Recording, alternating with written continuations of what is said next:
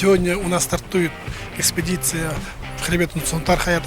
Цель экспедиции, организованной Русским географическим обществом, назвать пики в честь основателей нашей республики. Это мероприятие мы посвящаем к столетию нашей республики. И наша мечта, чтобы увековеченные имена в горных высотах, в пиках образовали некий такой большой массив, где были бы все основатели, имена всех основателей нашей республики. Есть пик Колоковского. Мы хотим, чтобы еще появились пик Амосова, Аюнского, Ржакова, Марахова, то есть всех основателей нашей республики. Вот такой наш проект к столетию СССР. Безымянных пиков, которые у нас там выше 2000, около 3000 метров высотой. Таких у нас в Якутии, конечно же, много.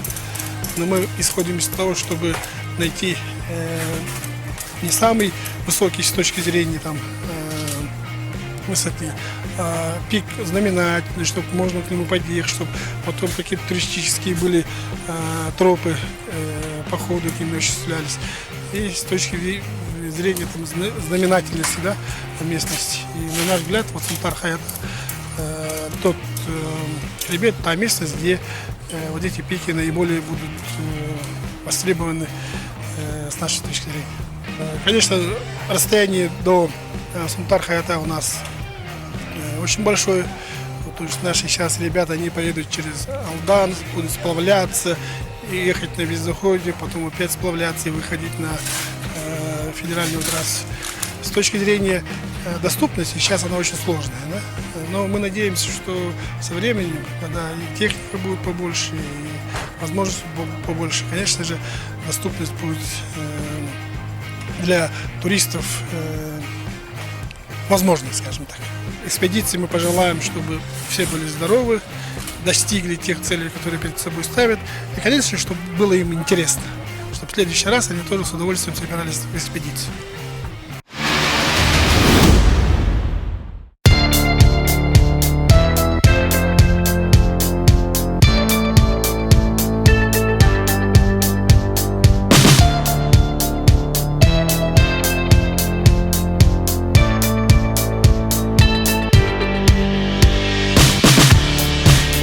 Да, зимой и летом ходим каждые выходные, можно сказать, там вокруг города, там, начиная с Кангаласов дошли до Ортодойду, можно сказать. Ну, потихо, по участкам, но так.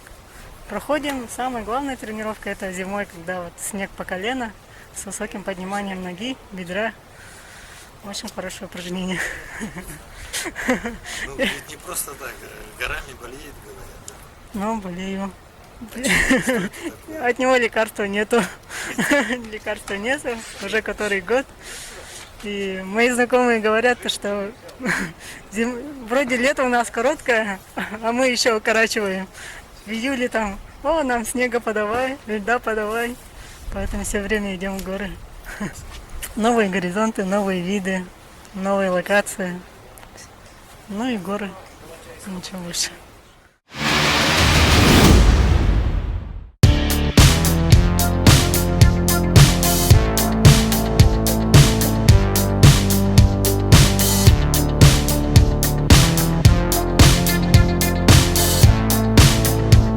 Мы эти горы давно рядом ходим и мечтали на них побывать. И как раз вот столетний юбилей республики, и как раз все совпадает. Посвятили наше путешествие именно столетию республики. Хребет Сунтар-Хаята это довольно протяженный, большой, где-то 1500 километров длиной, мощный хребет. Оно продолжение Верхоянской горной страны. Начинается где-то с Сампонского улуса и до Хабаровского края, до Магаданской области протягивается. Очень большой хребет, состоящий из нескольких хребтов само по себе. И на нем около 200 ледников. И не только мы, наша группа, и другие группы очень много ходили по этим горам. много маршрутов сделано. Нынче мы собираемся как раз самые изюминку этой хребта, самые красивые места. По самым красивым местам прийти. Хотим фотографировать, видео снимать, показать народу, как говорится, красоты нашего края.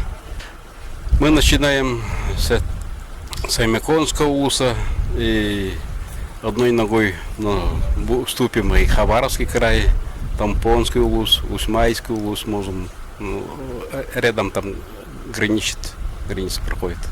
У нас маршрут 5 категории сложности.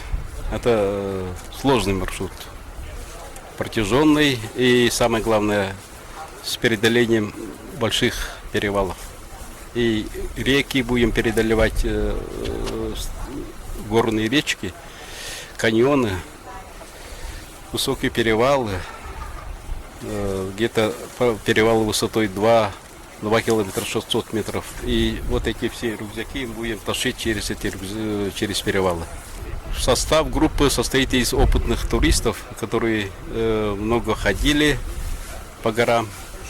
И зимой и летом. Зимой мы ходим на лыжах, летом высококатегорийные походы прошли.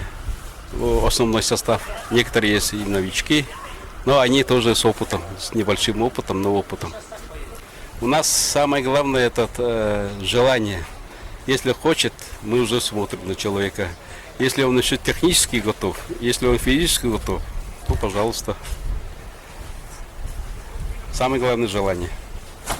Все мы отчитываемся, все описываем, каждый свой шаг описываем. Сколько мы прошли, через какие перевалы прошли, какие речки, как прошли, какая категория сложности этих участков, все описываем. Около 40 лет хожу по этим горам, и, естественно, мы замечаем горы, которые никто не ходил. И вот в свое время мы с друзьями ходили на одну гору, очень красивую, и назвали именем славного сына якутского народа Кулаковского Алексея Елисеевича. Это лет 20 назад. Другие горы тоже есть, без названий, которые мы хотим назвать именами наших основателей нашей республики. Два способа фиксирования этих имен. Среди туристов это просто. Мы перевал или высоту какую-то берем, записку оставляем. Это как бы среди туристов это достаточно. Чтобы мы назвали, вот этот перевал прошли, это на высоту поднялись, записку записали, это уже зафиксировано. А чтобы на карту нанести это название, это уже очень трудно. Это надо с района начинается, тут утверждается на Ультюмени, потом идет в Москву, и там уже согласовывается, все, их на карту наносит это название. Это очень сложно. Русское географическое общество нас поддерживает. Постоянно мы последние года постоянно как бы ходим под эгидой РГО. И нынче они тоже поддержали финансово. Также нас поддержал Макаров Иван Никентьевич, тоже очень здорово помог. Так что с помощью очень выражаем от имени нашей группы огромную благодарность за помощь.